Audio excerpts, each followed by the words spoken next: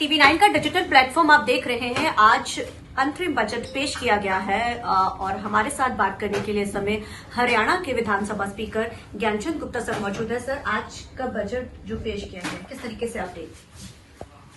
देखिए, मैं देश की वित्त मंत्री आदरणीय बहन निर्मला सीतारमण जी को बधाई देता हूं, मुबारकबाद देता हूं कि उन्होंने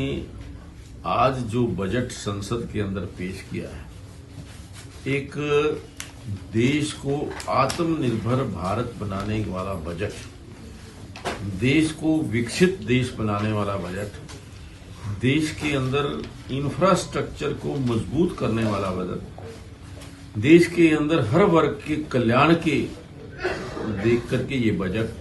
चाहे वो किसान कल्याण की बात हो, चाहे वो महिला उत्थान की बात हो, युवाओं को आगे बढ़ाने की बात हो, देश के अंदर हाउसिंग फॉर ऑल, जो गरीब आदमियों की एक मन की इच्छा है कि उनके मकान सर पर पक्की छत हो, उसको पूरा करने के लिए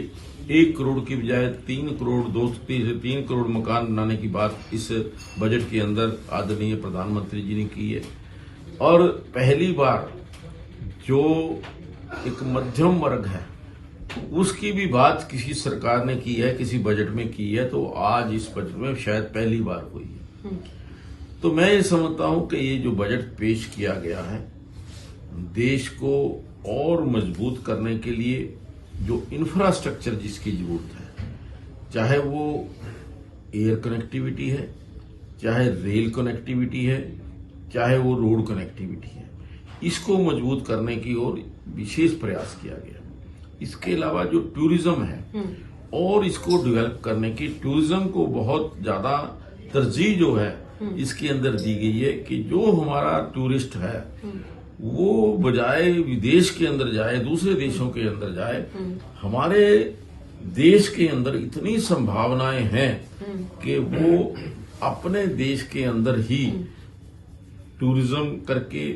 वो अपनी घूम करके यहाँ आनंद भी ले सकता है और देश का जो पैसा है वो बाहर ना जाए। वो इस प्रकार से इस टूरिज्म को डेवलप करने की बात इसके अंदर कही गई है। तो मैं ये समझता हूं कि ये जो बजट,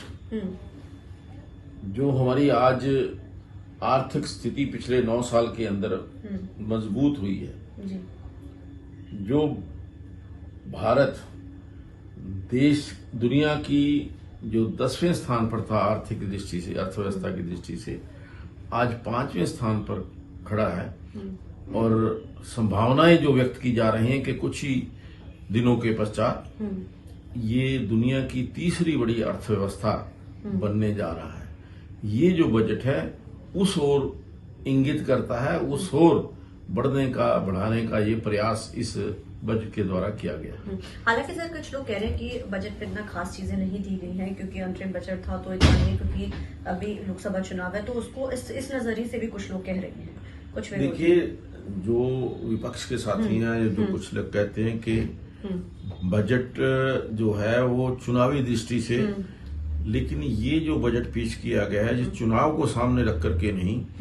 देश को सामने रख करके पेश किया गया है। देश की अर्थव्यवस्था को मजबूत करने के लिए ये बजट पेश किया गया है। देश को विकसित देश बनाने के लिए ये बजट पेश किया गया, ना कि ये चुनावी घोषणाओं का और चुनावी जो फायदा लेने के लिए। और मैं ये समझता हूं कि जिस प्रकार से 9-10 साल के अंदर देश प्रगति की ओर अग्रसर हुआ है, देश के अंदर विकास हुआ है, तो आज एक बातचीत जो पूरे देश के अंदर नजर आ रही है कि लोग जो मोदी सरकार की परफॉर्मेंस है, या जो उनकी नीतियां हैं, या जो उन्होंने कार्य किए हैं, चाहे वो धारा 370 हटाने का काम हो, चाहे वो राम मंदिर निर्माण का काम हो, 3 तलाक की बात हो, 3 तलाक खत्म करने की बात हो, महिलाओं के रिजर्वेशन की लेकर के बिल लाने की बात हो, ये सारी जो उपलब्धियां हैं, आज इन चीजों को देख करके पूरे देश ने ये मन बना लिया है कि आने वाला जो वर्ष 2024 का साल है, जो चुनाव होंगे, उसमें तीसरी बार आदरणीय नरेंद्र मोदी जी देश के प्रधानमंत्री होंगे। सर, हरियाणा का भी बजट सत्र है, ऐलान कर दिया गया। हालांकि एडवाइजरी कमेटी तय जो भी करेगी, किस तरीके से तैयारी है हरियाणा के बजट सत्र को? 20 तारीख को हरियाणा का बजट सत्र शुरू होने वाला है। ये बजट 6 तारीख तक प्रपोज किया गया है जी। लेकिन फाइनल डिसीजन जो है वो बिजनेस एडवाइजरी कमेटी करेगी। और इसमें 20 तारीख को आदरणीय राज्यपाल महोदय अपना बजट जो